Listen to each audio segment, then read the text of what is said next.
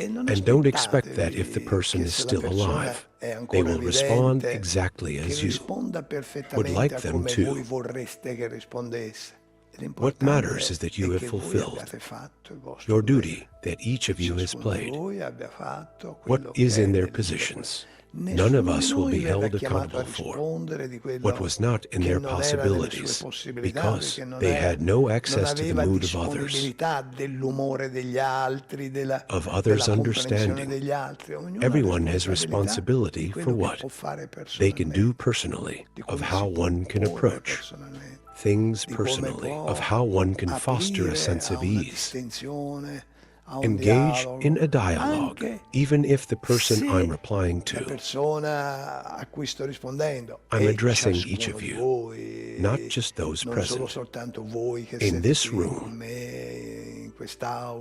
not only you who are at home, or who knows where. I don't know, each of you knows well where you are, but I don't know it.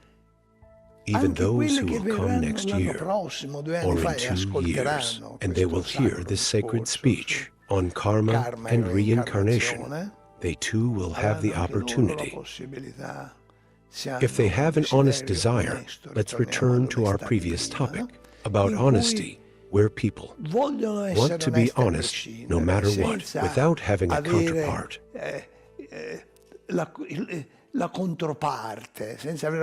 I do this, what do you do? If I take a step forward, what about you? But even if the person remains still, even if the person concludes with another insult, but we did our part. When we have done our part, we have absolutely nothing to fear. Because what we have to fear is what we set in motion. That's what we did wrong, the suffering we have caused.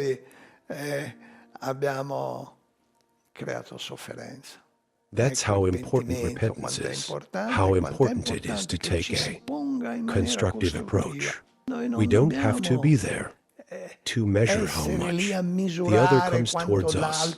It doesn't matter.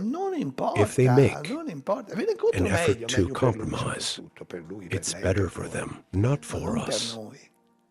In fact, if at times someone asks us for forgiveness and holds our feet, and they say we were their salvation, mind you, be careful because we can become proud.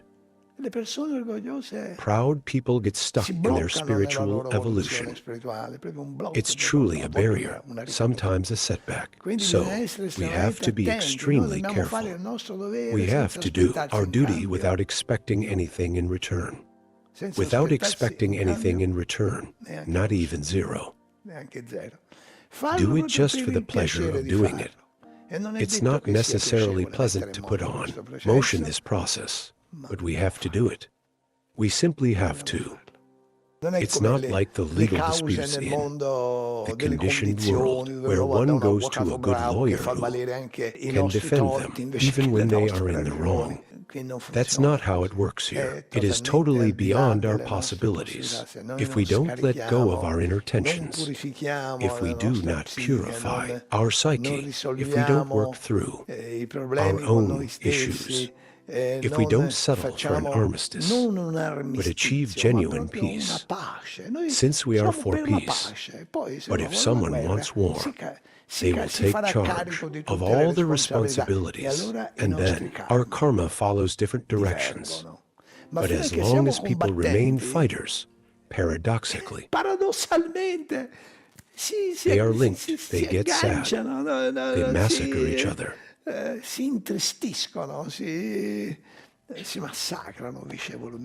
Just to argue. Remember, it takes two to argue. And if one of you opts out, there's no conflict. Yes, but if he, if she, just drop it. God isn't stepping in. Do you think you should? You should be able to grasp with your nails, so you don't get your hands dirty. No, Krishna reveals himself as the Supreme Friend. Imagine if he were to force someone to do something against their will. Within the 700 shlokas of the Bhagavad Gita, he concludes by telling Arjuna, I told you what you should do though. Think carefully and then act. Then act as you think better. He says it without coercion. So, we don't have to force others to apologize, to ask for forgiveness, to take their responsibilities. Most people don't even know what responsibilities they have. They are so irresponsible. They do not know what responsibility they have, or which responsibility they have failed to fulfill. They don't know. They have absolutely no idea, not even under torture. We don't have to torture anyone. And when we really have no pretensions, and we do it only for love, because this is the courage to love, even if they shut the door in our face. Be careful not to get your fingers caught. We did what we had to do without expecting anything in return. This is just one part of the discourse. We could go further. Maybe we'll even go ahead. But in the meantime, let's take this part. May each of you take this part and reflect on it and internalize it. If you help yourselves by chanting the holy names, Hari Nama Bhajan or Hari Nama Kirtan, they are all on the same level.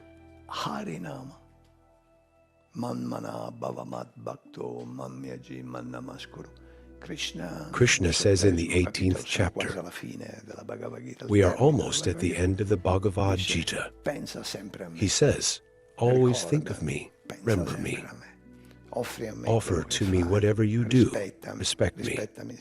Respect me means I have given a socio-ethical model.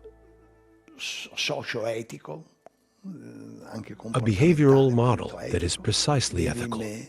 He says, live in me as I live in you.